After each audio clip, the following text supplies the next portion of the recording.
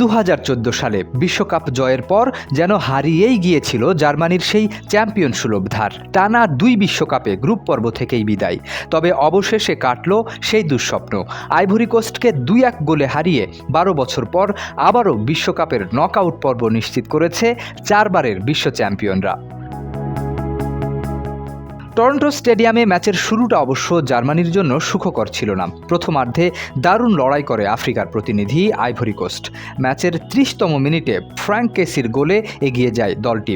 গোল হজমের পর চাপে পড়ে যায় জার্মানি। পরিসংখ্যানও তখন জার্মানির বিপক্ষেই কথা বলছিল। বিশ্বকাপে এর আগে সর্বশেষ 10 ম্যাচে গোল হজম করার পর মাত্র 1 বার জয়ের দেখা পেয়েছিল তারা। ফলে আরেকটি হতাশার শঙ্কা ঘিরে ধরেছিল জার্মান সমর্থকদের। তবে দ্বিতীয়ার্ধে ম্যাচের মোড় ঘুরিয়ে দেন কোচ জুলিয়ান নাগেলসম্যান। 60 মিনিটে একসঙ্গে 3টি পরিবর্তন এনে আক্রমণে নতুন গতি যোগ করেন তিনি। আর সেই সিদ্ধান্তই বদলে দেয় পুরো ম্যাচের গল্প।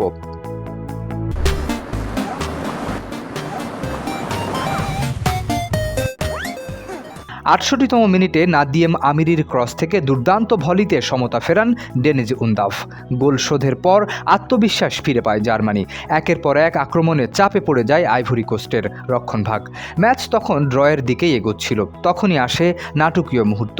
যোগ করার সময়ের 4র্থ মিনিটে ফেলিক্স এনমেচার পাস থেকে জোরালো শটে নিজের দ্বিতীয় গোল করেন উন্দাফ।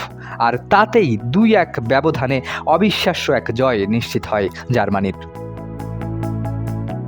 এই জয়ে শুধু নকআউট পর্বই নিশ্চিত হয়নি, নতুন এক রেকর্ডও গড়েছে জার্মানি। বিশ্বকাপ ইতিহাসে পিছিয়ে থেকেও সর্বোচ্চ 16 ম্যাচ জয়ের কীর্তি এখন তাদের দখলে। পেছনে ফেলেছে ব্রাজিলকে। একই ম্যাচে বিশ্বকাপে গোলরক্ষক হিসেবে 21 ম্যাচ খেলে নতুন রেকর্ড গড়েছেন ম্যানুয়েল নয়ার। 12 বছরের অপেক্ষা শেষে আবারও বিশ্বকাপের নকআউট মঞ্চে ফিরছে 4 বারের বিশ্ব চ্যাম্পিয়নরা। শেষ বাঁশি বাজার সঙ্গে সঙ্গে উল্লাসে মেতে ওঠেন জার্মান খেলোয়াড় ও সমর্থকেরা। জার্মানির নকআউট পর্বের টিকিট এখন নিশ্চিত। লড়াই করেও গুরুত্বপূর্ণ পয়েন্ট হারিয়ে কঠিন সমীকরণের সামনে দাঁড়ালো আইভরি কোস্ট। শরীফ উদ্দিন, ইত্তেফাক নিউজ।